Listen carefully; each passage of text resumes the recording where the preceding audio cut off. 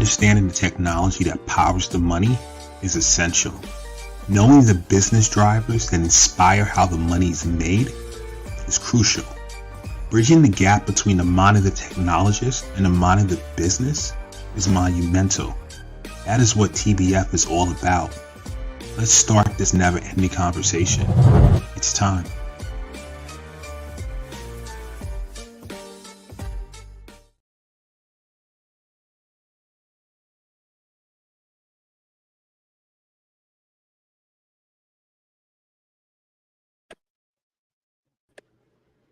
We are back with another episode of the Tech Behind FinTech. I have my esteemed guest today, Renee Small from Cyberhuman Capital. Renee, how are you doing today? I am great. How are you? I'm doing, oh my God. This was like a really, really good morning for me. Like really, really good. Did you do a cold plunge? No, I'm not, I haven't done a cold plunge in a very long time, but I was able to run a mile. Then I went to a BJJ class, jujitsu, trained with my guys, trained afterwards. So I'm feeling like all the dopamine hits and everything, it's going like crazy. But listen, before we get into that, let's do some administrative work. We are live from the Tech Behind FinTech. I have my guest, Renee Small. We are streaming live from Facebook, LinkedIn, YouTube, Twitch. I also have a stream going from Instagram. And today's topic, Scam Alert, navigating the minefield of fake job postings. Renee is a frequent guest on the show, but even though she is frequent, I have to still read her bio for those that don't know her. Cybersecurity super recruiter Renee Small helps people take the mystery out of breaking into cybersecurity. She's passionate about building best-in-class cybersecurity teams. In 2017, Renee received the Stevie Award for Female Entrepreneur of the Year. She is a #1 Amazon best-selling author of Magnetic Hiring, a contributing editor to several cybersecurity magazines, and she co-hosts a podcast called Breaking into Cybersecurity. So today's topic, Scam Alert, navigating the minefield of fake job postings. Now, before we get into that, let's talk about our mornings, though. How was your morning? My morning was busy, as always. It's good. That's good. That's good. I love the bright smiles.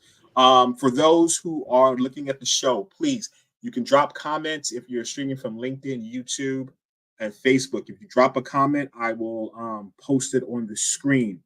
For those that are looking at it from Instagram, shout out a comment on Instagram. When I look over this way, I'll read it. But if you want, you can go to the techbehindfintech.com and click on one of our links, and you could be also part of the show.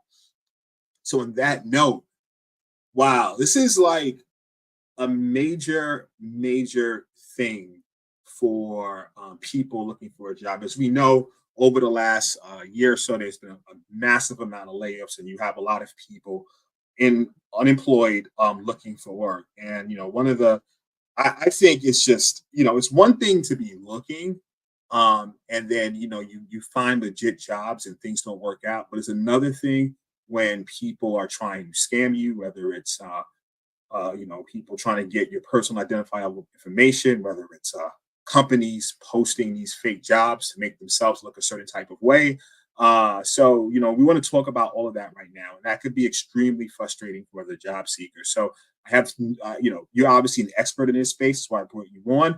And, we want to give people tips on things to look out for and just kind of go through the whole gambit, Renee. So, what are your thoughts? Yeah, so I had started to receive a lot of questions around jobs and job postings and how, let me turn this off, sorry, how people are receiving or, just like the wonkiness, so to speak, of the current job market. And for those of us who've been around a while, and we think about 2008, I've been chatting with a few folks, and we're feeling kind of similar in terms of the current job market from a commercial perspective in the technology arena. And So one of the things that kept coming up over and over, people would reach out to me and say, does this seem right? This one looks, interesting or weird or fishy or what's happening. And I started to notice all of these different types of job postings, and then people weren't getting responses, which tends to happen, but it was more so. So there's like this influx of these, so-called jobs that are posted. The media is still pumping articles saying that, yes, we still have these job openings and, cybersecurity and what have you. But in actuality, there's not as many jobs that are being posted. I'll just, name that. I won't even say possibly. There's just not as many. And there are a couple different ones that I've seen that we could go through and talk through in regards to what some of the challenges people are seeing, some of what I've seen as jobs, and spoken to leaders that, jobs are posted on the website or posted on LinkedIn, and there is no actual job. And that was kind of fascinating even to me. And doesn't it for some of these job boards, isn't it like a fee to post or something like that? Like it's not free to post. Yes. So the backstory with some of these, with job boards, with LinkedIn, with anywhere, most places, not anywhere, but most places where you have to post, where you can post jobs. So if you have like an Indeed or a LinkedIn or, even back to things like Dice, is Dice still around? All these varying jobs, these places where jobs are being posted, most of these companies have to pay. So you have to pay, hundreds of dollars per posting. Sometimes if there's an enterprise-wide contract, so a lot of the Fortune 100 companies will have a year-long or contract with an organization like LinkedIn, where they post all their jobs. They have like an abundance of job postings, and it comes with a package for recruiters and the whole entire enterprise, so you can post your hundreds of jobs. And some of them are on an automated kind of refresher feed. So yes, companies are paying to post positions. So how does that work, right? So I mean, obviously, it's different fake ones that I in researching for this show. There's different fake job postings that I've come across, different types. So, we could talk about the ones that are actual criminal, right? In which they're trying to get your personal identifiable information and try to make you spend some money. But before we get into that, because that's a whole laundry list of tips we can give, let's just talk about the ones that are company driven. Right. So those are no, please. After you. So there's two types that I've seen that are, somewhat legitimate. So it's a real company. So let's say Fortune 100, Fortune 500, or Fortune 1000, like a real deal company. And they have a job that's posted. And either what I've been learning is there has been a mismatch with the leaders and HR. So if it's an automatic kind of, it might be something on an automatic feed. There are jobs out there that we call in HR evergreen jobs. Those are roles that, that someone's going to leave. They're always hiring, always looking for people. Think about, for example, customer service reps or like retail folks back in the day. Like you just always had churn. So you're going to be hiring people all the time. So it doesn't make sense for you to post a job, take it down, post another one, take it down, and go back and forth. So you just have a job that keeps refreshing. New applicants come in, you interview them, they get the job, and it just keeps going and going and going. So, and those are called, go ahead. Would you consider those evergreen jobs just basically anything with high turnover that they constantly need people to work it?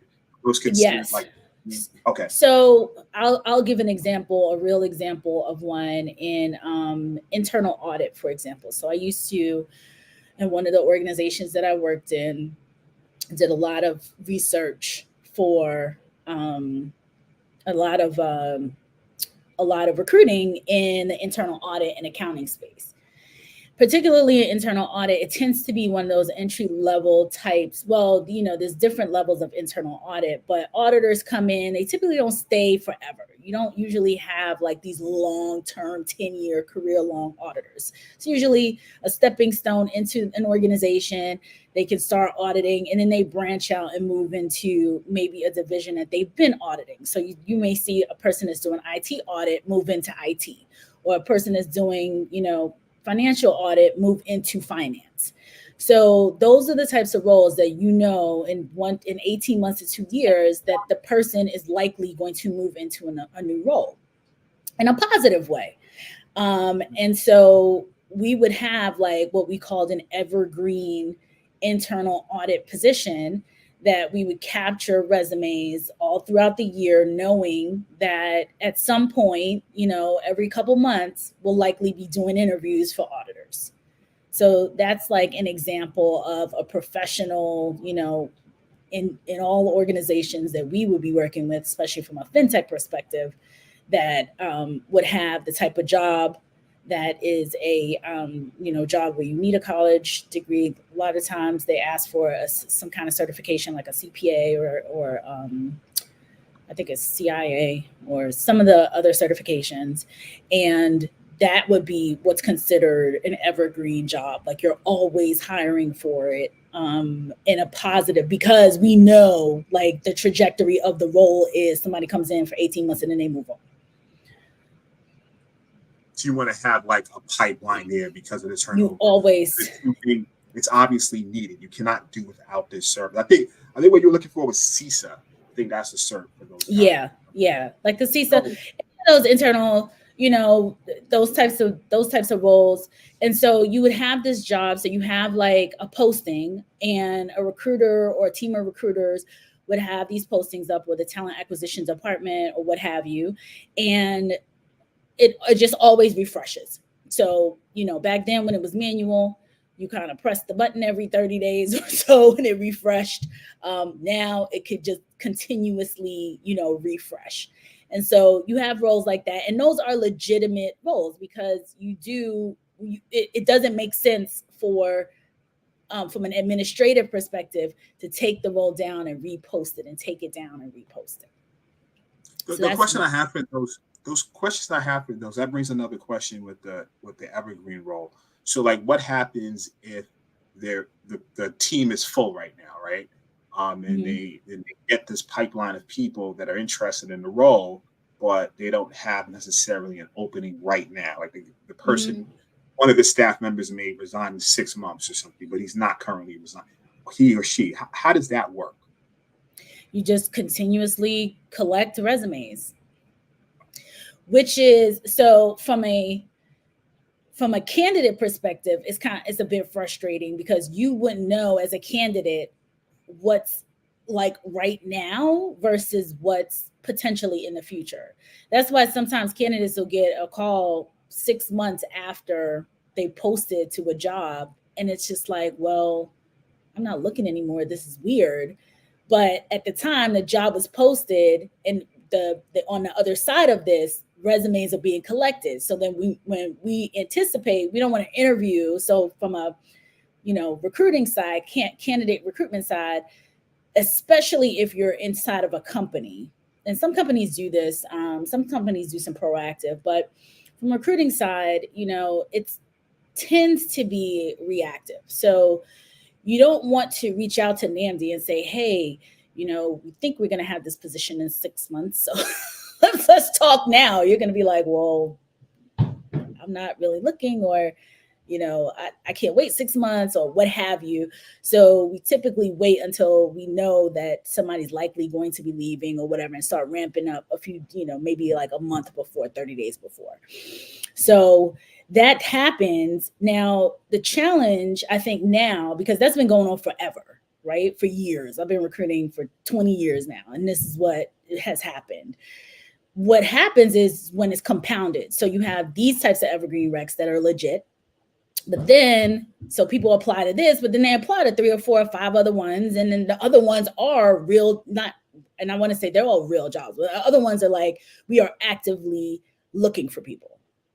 The challenge now is that there's these other ones that are also not really actively, like they're playing the game of evergreen where they're not really evergreen. They're just, we don't know what's happening. And I think some of those ones in the grand scheme of like large companies are a few different things. One, because of all the layoffs, a person, you know, HR teams have gotten crunched. And so you may not have anyone monitoring really what's real and what's not. So I think there's just like leftover jobs that are out there that are on automatic and they just keep reposting. That's one area. Two, what I learned is that there's a perception of, you know, companies want to post and say, yep, we're looking, we're hiring, when in actuality, they're not really hiring. Three, companies, which they had a lot of companies have stopped doing this, but I don't know if they're doing this now or it seems to be more prevalent, or maybe because the spotlight is on so many different, you know, so frustrating for candidates that the spotlight is on the jobs that are posted that, so you have jobs that are posted that they're not really hiring. The ones that they post externally when you already have an internal candidate. So that one is another pain that I personally, I know for some, at one point for legal reasons you have to do it, but I don't know if that's still the case. But again, they post it externally knowing that you already have an internal candidate for this role. So when you put all those together, along with the fake scam jobs and a bunch of people that are out of work, then we have this big, you know, what looks like, or what is a whole bunch of open positions, a whole bunch of postings, and nobody's getting in. A lot of interview, a lot of submitting, a lot of resumes, a lot of all of this, and nothing happening on the candidate side, and it's very, very frustrating for the candidates. I want to shoot back to the number 2. Your face is funny. No, because it's like I had a friend of mine in college, and you know this was a long time ago. And his line was "Don't front for me." He always used to say that like real loud, "Don't front for me, don't front for me." And it's like, come on, man. It's a rough economic climate. You just laid off people. Now you have all these job postings that you're hiring for. We know you're not hiring. You were in the news. You know, you just laid off a bunch of people. Now all of a sudden you're hiring, and then people are applying for this. I mean, I'm looking at it from the candidate's perspective, the person who's been out of work for like, you know, 3-4 months, and that unemployment is looking kind of sketchy. Their savings is kind of low. They're like, and they see these, oh, I always wanted to work for this company, and you know, this is like a great opportunity, and then you hit them, and it's crickets. And I've always, you know, I mean, obviously the scam, like actual scammers, right? Those are, you know, top of the list. As like, come on, like you're literally are a criminal at this point. We have to contact the FBI. But the number 2 one that you mentioned always rubbed me the wrong way, because it's almost like, yes, that you're not hiring. A little bit of research on the company happened a couple of weeks ago, and now all of a sudden you're hiring these roles. And sometimes it's a common, like, you know, I know of, I've been on, you know, on the inside of this, right? So the company is laying off these folks by hiring these other types of different skill sets. So that will happen. Or they're laying off, a lot of the times people make jokes about this, like you get laid off as a full-time employee and you come back around as a contractor because they have to do a head count. You know, it's really about head count.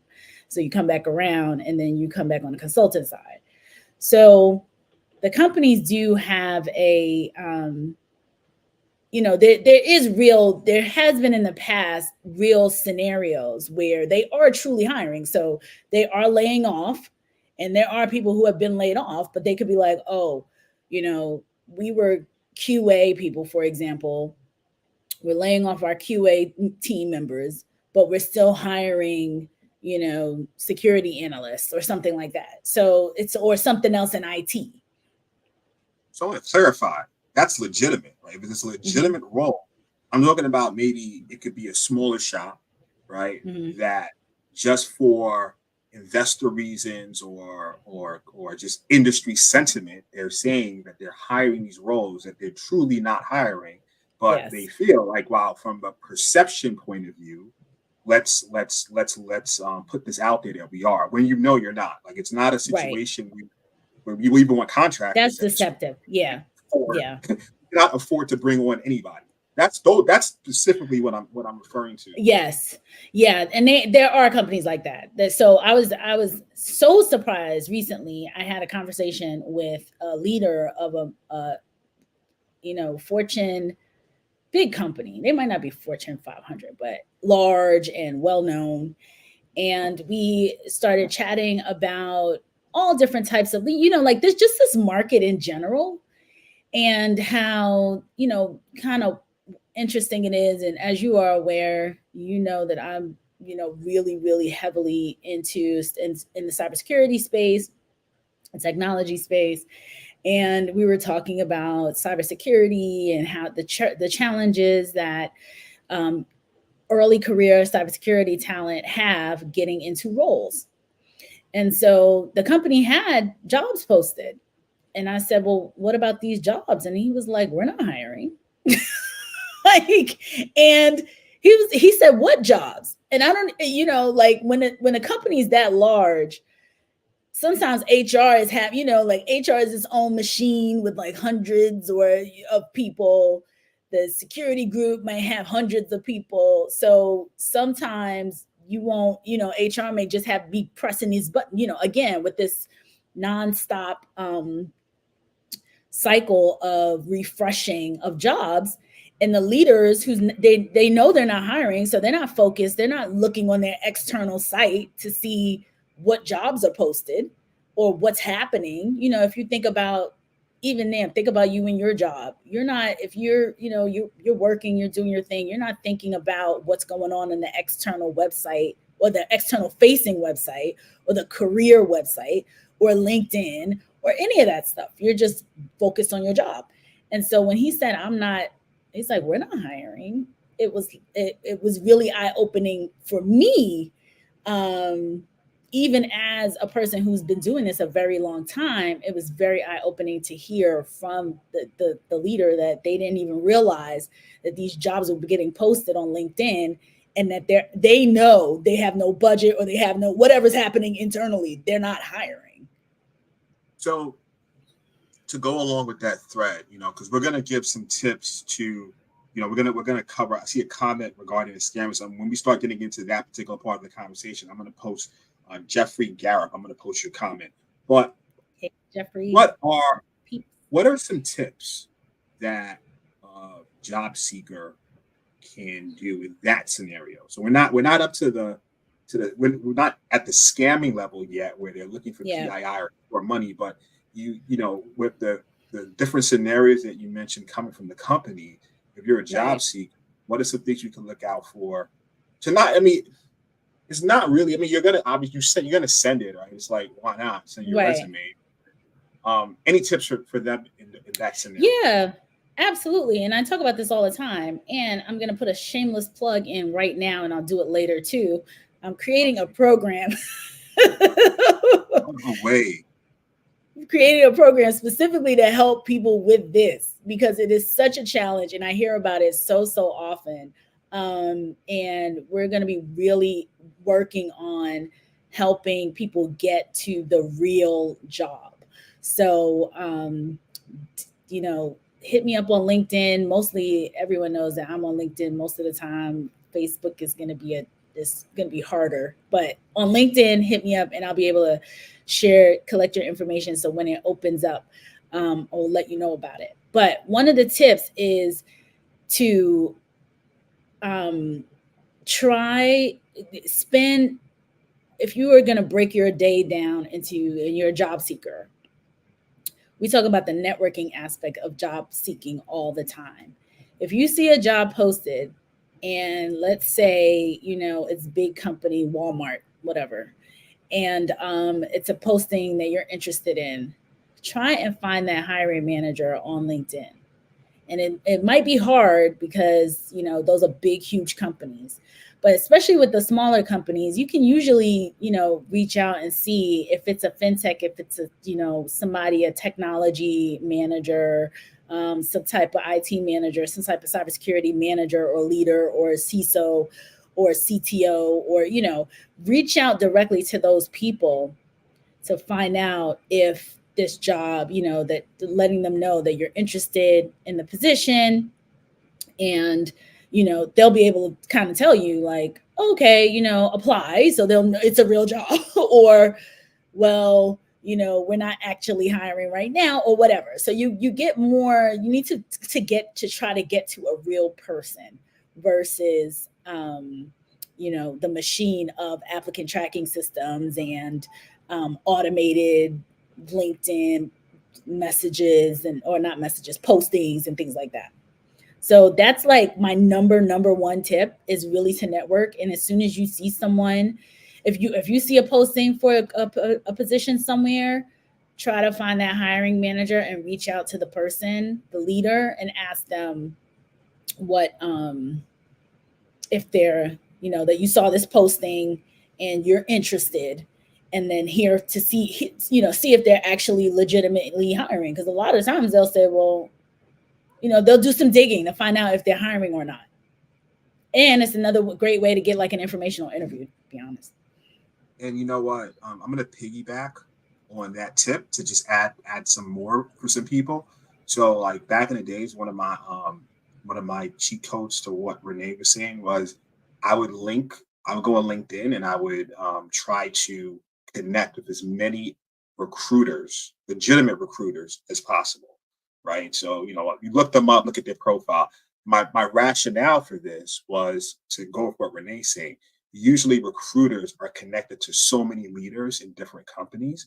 So then based on what Renee said, I can now say, listen, I have a second connection to somebody.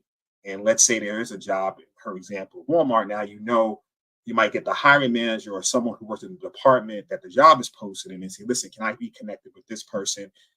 Would you mind making that connection? Or you could reach out to them because of your second connection rather than a third, fourth, or fifth.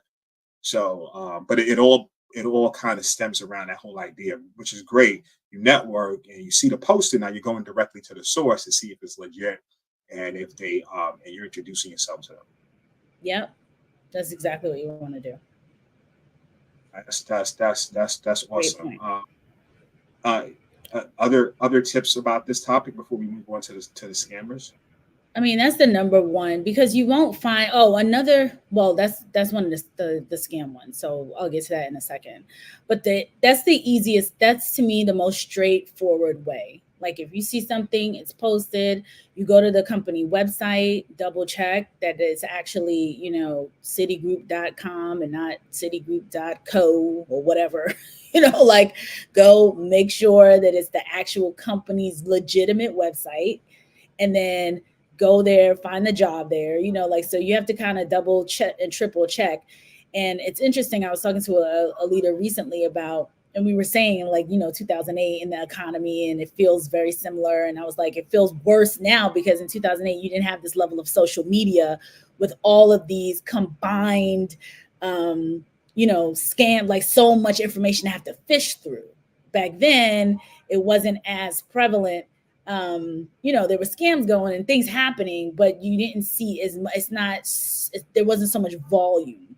And so it's a little bit harder because you have to really do your research, but you absolutely want to, look at the hiring managers on LinkedIn, look at the job, the actual company, double check that the company name is the legitimate company. So all of those different things to ensure that the jobs are legit. And if it's not on LinkedIn, if it's like on X, Twitter, or Instagram and these other places, definitely want to cross reference a lot as much as possible. So TikTok, I love it. stuff like that. I think I think cross referencing is, like you said, it's like anything, is to even bring it back to like AI, right? With there's something called hallucinations in AI, which you're going on one of these LLMs, large language models like ChatGPT, Gemini, etc., and they give you information, and sometimes information may sound right, but it could be wrong. So what you want to do is with that information, it's almost like a pebble now. You have like a clue. Now you just go Google that and just see, just to make sure. Most times it's legit, but there is sometimes it may not be. So I think it's the same concept with what Renee's saying with these job postings. It's like, all right, the company post, we saw it somewhere. Now let's cross-reference that on the actual website. And some people, I'm talking from, because I was there during 2008 when I was, on the other side of that, applying to like hundreds of, potential opportunities. And I know how that feels. So, I think that's why at this space I'm in now, I could totally empathize with someone who is in a situation currently and they're applying to like hundreds of jobs a day. And because, like, to your point, I just feel there's just so many more to apply to now than it was back then. So it's like you can literally spend hours just click, and it's so much easier to apply too. That's part of the problem.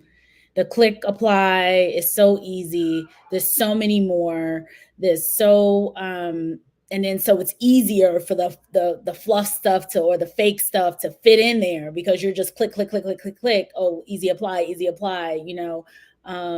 don't have to go to the company's website, because back in 2008, you had your Monster and maybe, I don't know, Dice and a couple job boards, but you didn't have this easy apply scenario. You had to go click on something, go in there, load your resume. There were steps. So, it wasn't as simple as just clicking a button and everybody getting, your resume all at once. So you definitely want to do some research. And it's very frustrating. I was there in 2008 looking for positions. I have worked with numerous people, and I know how horrible and how frustrating it is, especially when you think this is legitimate and you feel like you just wasted hours, applying and putting in applications, when in actuality, it might be hitting, a handful, a very, very small percentage of what the effort doesn't, the level of effort doesn't match the return. And the opposite, sometimes you feel like you didn't waste time. I did a lot of work today. I applied to like 100 situations. You forget about you.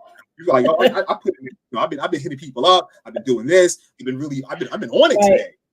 And crickets. And you're like, wait, man, I've been on it. And then what happens is like doing that for like 2-3 weeks. It's like, dude, like you kind of just get this feeling. Depressing. Yeah. Like actually doing the work. And then you feel like you wasted time. You're wasting time, weeks later. And not only wasted time, then you start looking at yourself in the mirror. Maybe my skills aren't up to par. Maybe they just don't want me. When in actuality, of those hundreds of jobs, you probably applied to like, I don't know, 10. 20 legit ones. And you didn't apply to you didn't apply to all the ones that you thought exactly. So that is real. Like I have people close to me going through that situation now. So it's real. People reach out to me all the time. And that's when I started digging around, and I do my own research, staying on top of everything that's happening, reaching out to people, even for my own podcast, wanting to get more jobs in front of people.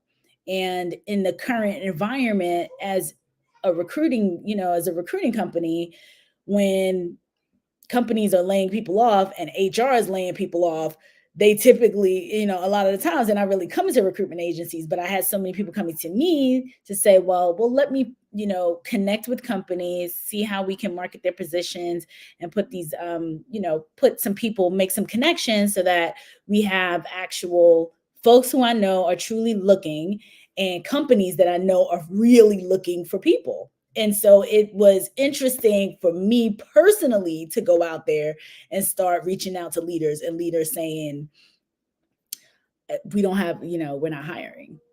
And I'm looking at the posting. I'm like, this is a LinkedIn posting that just went up yesterday or 3 days ago or whatever. Like, what do you mean you're not hiring? And so those conversations being had, then you really find out, like, and the leader may not even know. Sometimes they said, what do you mean? Like, they were confused themselves. So it's really, it's a bit unfortunate. Not a bit. It's a lot unfortunate. It really is. So you got to be vigilant. Shout out to Jeffrey. Jeffrey's posting comments, but like to what Hey, Jeffrey's saying, Jeffrey. He's like, go to the company website and call them. I mean, listen, and I think with what we're talking about, we get so caught up in this whole click thing. And then maybe instead of flying to like 100 to 200 clicks, how about limit that down to 50? But the ones that you did the homework, even if it's 25, you did that's here. What's the number? Who do I know in that network? Or am I connected to someone? Then it's, you did a smaller number, but you kind of mitigated your risk. So it's you put in, rather than just going for the qualified them. Yep. That's exactly it. There's a real process to being extremely efficient when it comes to job searching and going directly to the source, finding out what this is. That's why, to Jeffrey's point, going to the company site, going to the leaders directly, like, you want to get as close to the source as possible. So if it's something posted on a website and then you got to go 3 layers in, or it's a quick apply that goes to who knows what, you want to get it directly to an individual if possible. So with that said, now let's go to the people I detest the most, the scammers. Oh my God.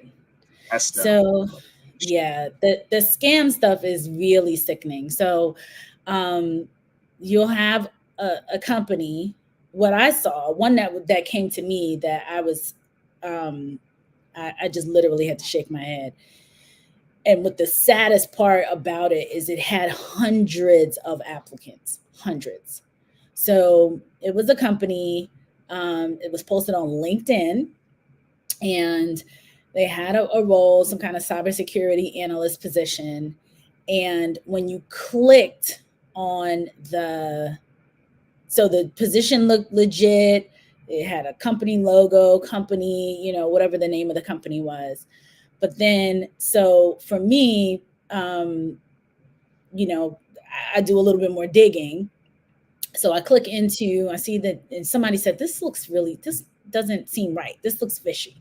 So I look on I look at the website, I look at the job posting, and all I did, honestly, was click into the company. So if the company was, whatever, Acme, right?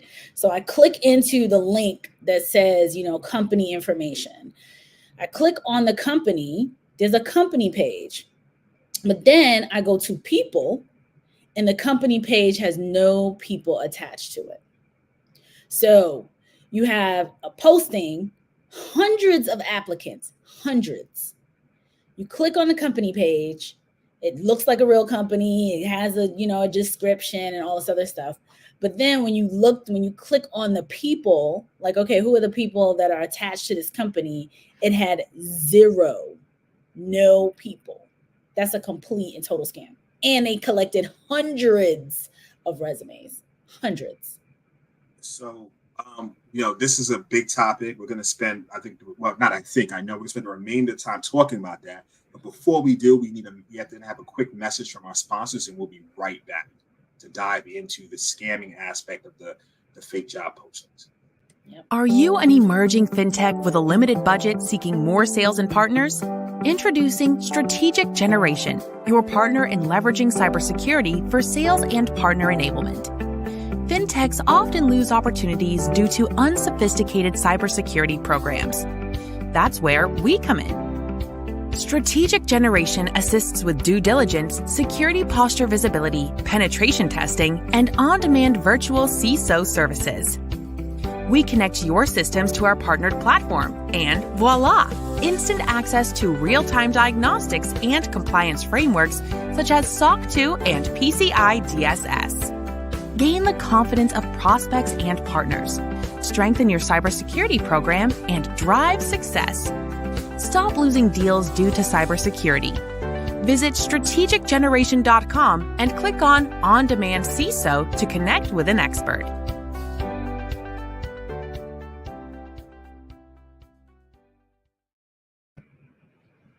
Just like that, we are back. So, like, and what you just described, right? Prior to our message break, right?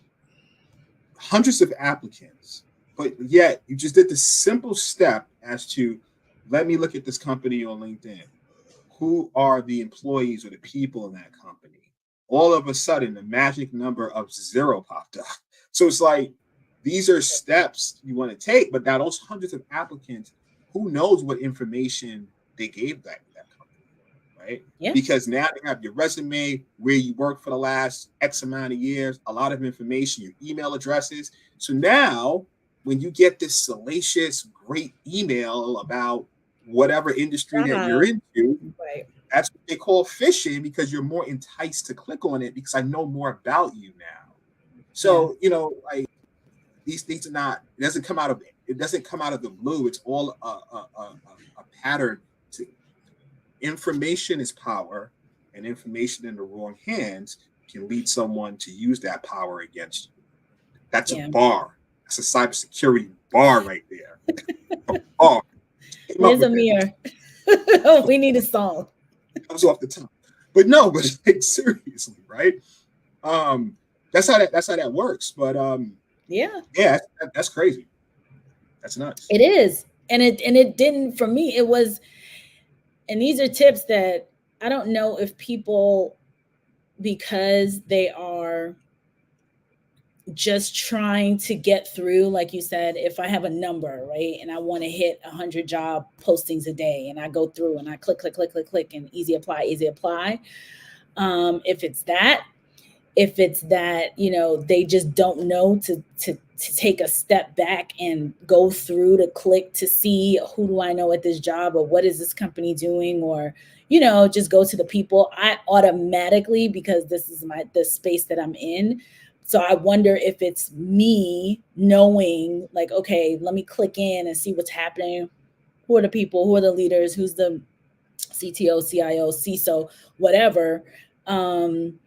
If they just don't even think, you know, like that's just not even a thought process.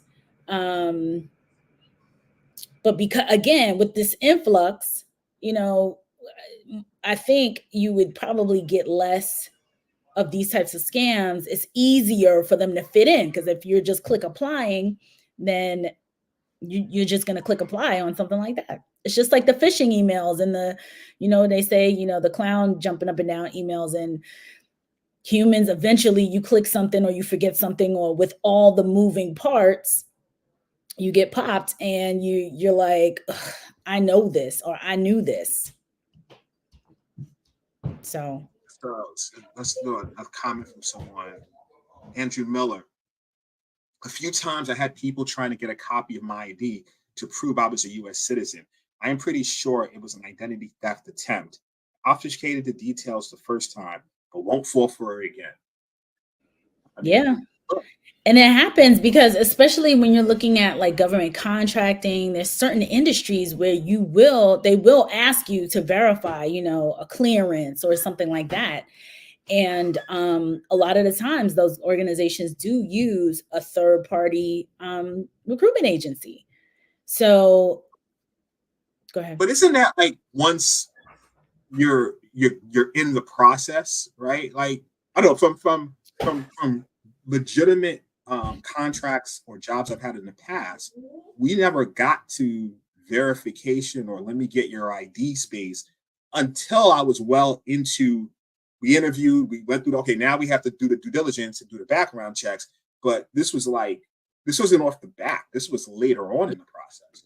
That's because so in the government contracting space, and I'm not a huge, deep into it, but my experience has been to verify that first, because nobody wants to waste time with people who either don't have a clearance or whatever. So you're asking for information up front. And so when I was working, for example, my company was working with the U.S. Postal Service, and they needed to have people vetted for these cybersecurity roles, and the documentation to fill it out, which was new to me at the time. This was 7 years ago. The documentation was social security numbers and, all of this information, which to me was shocking because we had, coming out of financial services and fintech, things like that. Like I had never seen any of that until like you said, the offer is accepted, then we're moving forward with a background check.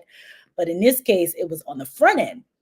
So it doesn't surprise me. And this was all legit. Like they had open positions. They just needed to verify and vet that these people, they want to do it on the front end, or their process is doing it on the front end, so that you don't go down a whole process and then realize like, okay, either the person doesn't have the clearance or the level of clearance or what have you. So it's not uncommon in some arenas for them to be requesting this earlier on.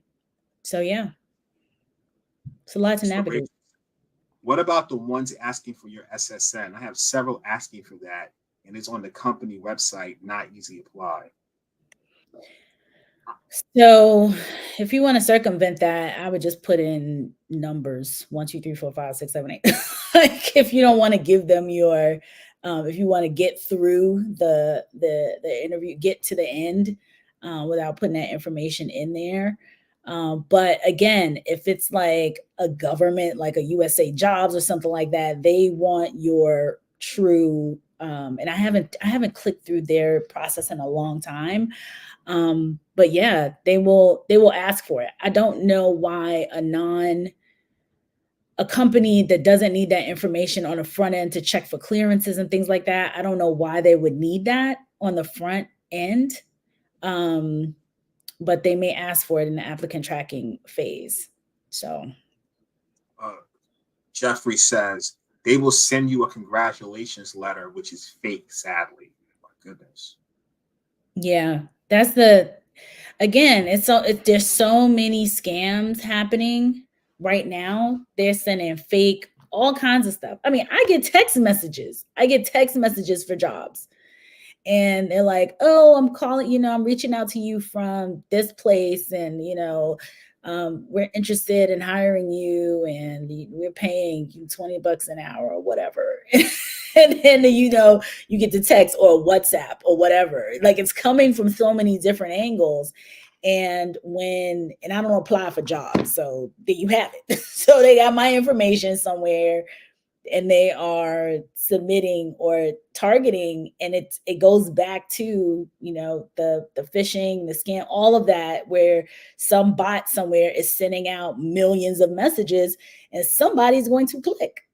It's just law of averages. Like people are going to click on it. A teenager, my son, somebody's going to say, oh yep, this is a cool job and they're paying $20 an hour, and click into it. So it's just unfortunate. We have to be very, very vigilant and really go to the source. The big thing is almost like, with banking, how they keep telling you, okay, if something looks weird, call the 800 number on the back of your card. Go to bankofamerica.com website. Go directly to the source. That's the number one thing to think about with all of this, because we're getting bombarded from so many different angles. And, Jeffrey's talking about he's fallen for some of this stuff. So let's get trying to pick which comment. He says, what the scammer wants to make a copy of your ID. If ever you fall victim, do the right thing to protect your ID. then Jay, first is to call the cops and ask for police reports and go to the DMV. Yeah, so I mean, one of the things, right, is to be wary of, like what you said earlier. For certain government contracts, they ask for these things up front, but private companies rarely, if ever, do.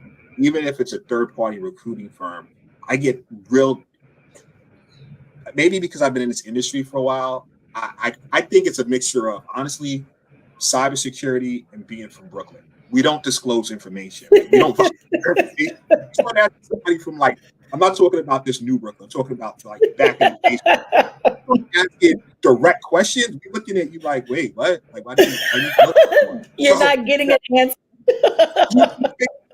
The cybersecurity profession, I'm not answering anything. I'm like, what are you talking about? Why are you asking me these questions? So I'm always kind of skeptical to be giving like personal identifiable information to random strangers, especially online. But here are some tips, though, that we researched, right? If the ad uses words that are probably too good to be true, quick money, unlimited earning potential, free work from home jobs, if there's a sense of urgency or a recruiter is pushing you to accept a job now, any legitimate company won't push you into accepting a job offer immediately. The job post or email has obvious grammatical and spelling errors. You're offered the job without a recruiter verifying your work experience or asking for references. Essentially, you are hired just because, I don't know, I talked to you once or got some email correspondence. You're offered the company has an email domain from Gmail or other popular providers. You'd be so surprised how many, you start talking to a recruiter, it's like a random personal email as opposed to from a legit domain. Like a Gmail or Hotmail. Yeah. The job description is unusually vague. You'll be doing this thing over there next week. It's like, what are the details, right? The job requires upfront expenses from candidates. Personally, I've never been in a situation where I had to pay a company that was looking to hire me for anything. Like, even if they're shipping me a computer, it's not coming out of it's not coming from me. It's coming from them. They need me to perform a task that will, 10x their whatever. So that whole providing you money, because what happens, right? Usually in these cases, they say the average person who falls for these scams spend about $3,000. And once they give the scammer the money, they're ghosts. They don't hear from them. That's it. Yep. The company markets their rags to riches stories as a selling point. The product the company sells is supposedly endorsed by celebrities or public figures. Yeah, we know how that went, comment FTX, but these things, happen. So these are some like quick tips. I think it was a tip that I saw. Oh, it was a tip I saw that I actually liked. It was it was this. Wait. Interviewing via messaging app, the lack of online presence. Questions, a scammer hates it when you do. So that's so true. There's been this like scam going on, and not job related, but just scam going on in WhatsApp. Like people's WhatsApps have been getting compromised. So I had like a friend hit me from elementary school. Hey, how you doing? And I was like, no, matter of fact, the best one was my uncle because he rarely hits me. So I'm like telling him, oh, I'm doing well, do some real. I'm actually like talking to him. And then he goes, oh, I have an urgent ask. He'll never do this. And all of a sudden, I was like, I just asked a personal question. I said something like, hey, when I was a kid, where did we used to go to eat? And all of a sudden, crickets. Like, I just started asking personal questions that only the person and I would know. And then they stopped corresponding with me. So. Yeah, it's so unfortunate that we have to be, it is what it is, but we have to be so vigilant and always have your thinking cap on and realizing that there are so many different ways, and the scam job, the real scam jobs are a little bit easier to spot usually. But I was really taken aback by that one on LinkedIn that I saw that has so many hundreds of applicants. with a company page and no employees on a company I page. totally put them on blast, but I know we don't want to get nobody wants to be the target of these some nation state actors somewhere. So Just pay very close attention. I would always say ensure that you are looking when you any of these websites, go to the source. So if the company says this is the company name, acme.com, go to acme.com. When you're on LinkedIn, and cross-reference everything, Google everything, search everything. So you want to be looking online, looking on, searching up all the pieces, because if it's legit, it will, it should come up. It should come up on the company site. It should come up on the, the third party posting site. It should come up in different places. And then you should have employees in the company that have profiles on LinkedIn. So, and now LinkedIn has this verification component. So, most of the time, mine isn't verified, but the large companies, they are doing verification based on their email addresses. And it's another way to combat this, people saying that they work at Citigroup and their email is saying, and you're saying you're a recruiter and your email is, recruiter at cityrecruiter at gmail.com. So they're trying to, trying to get ahead of, and these people who are just fake on LinkedIn. And there's a lot of that. There's a lot of fake bots on LinkedIn too. So yeah, there's art. Wait, hold on. Let me I want to post something real quick. If you are in a situation where unfortunately you have fallen victim to this situation, I just want to post something. I had the wrong URL there before. So if you're in a situation and you are a victim of an internet crime in which you went for a job that's fake and it was scammed and they extorted money from you, or you took your PII, you can report this activity to the Internet Crime Complaint Center at www.ic3.gov or your local FBI field office at fbi.gov/contact-us/field-offices. It's part of the YouTube link. If you're on Instagram hearing this and you want to, you just go to our website and you can look at the replay of this show and you can get those links. I've also put it in the comments of the YouTube channel. So it's just very important to note that. So I wanted to look, Renee, as usual, I can talk to you all day and we can spend here for hours, because when I'm talking to you, because of our history, we've known each other. For those that don't know, Renee and I have known each other since high school. And we just, and we're still, very close, so if I could spend, it feels like when I'm talking to you online, it feels like we're just having a conversation without that we would have had, right? We would have had anyway. Yes. It's happened that a lot of people are watching and they could just, put comments into our conversations, but if talking, obviously we can talk for hours at a time, but right. I have to be respectful of your time, especially during the workday. So on that note, this concludes our show. And I want to give you some time where we give our guests time to promote what they're currently doing and let people know how to find them. So I'm going to give you that space to do that. And I'm going to get off the stage for a second. Perfect. Thank you so much, Nnamdi, and for bringing me on to another episode of Tech Behind FinTech. I always enjoy coming and participating. So as everyone knows, my name is Renee Small, cybersecurity super recruiter, helping awesome leaders hire and keep and manage their talent. So I'm a talent management SME as well. One of the things that I'm working on right now is about to launch a challenge for folks who are actively looking for opportunities and people who aren't looking, but not actively, but definitely want to help the community in terms of getting through some of the challenges that folks are facing when it comes to looking for jobs, job seeking, giving you my inside tips in regards to how hiring happens, what happens behind the scenes, all those good things. So if you are interested, reach out to me on LinkedIn. And you can either, if we're connected, DM me, and if not, send me a LinkedIn Messenger, and we will connect and I will share more about it. That sounds good. For all those who watch the show, I'm your host, Nnamdi Osuagwu, Tech Behind FinTech. We go live with our show every Friday, 12 p.m. Eastern Standard Time.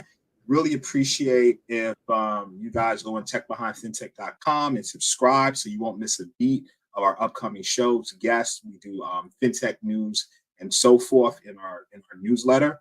The link to subscribe, I just put it as part of this video. It's techbehindfintech.com/subscribe. So on that note, thank you for all those viewing. I got the whole crew on Instagram. I got my jiu-jitsu guys asking me jiu-jitsu questions. I don't know why they would be doing that on this particular show. It is all love. Hey, all good. Everyone on LinkedIn who's watching, Jeffrey. Let me shout out to some of the people who've been active on today's show. Jeffrey, Garrett, shouting you out. Thanks for the comments. Andrew Miller, PM EST, thanks for your comments. Rachel M. Appreciate you guys. And on that note, we will return next week, 12 p.m. And of course, my guest, Renee, thank you very much. Always a pleasure having you. Absolutely. Love to come. To everyone, have a great day. And on that note, we will sign out. Stay cool. Stay cool.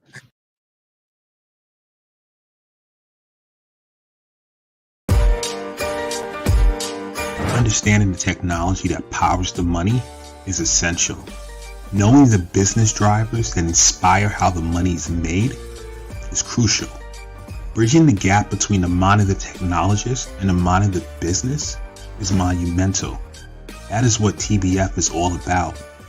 Let's start this never-ending conversation. It's time.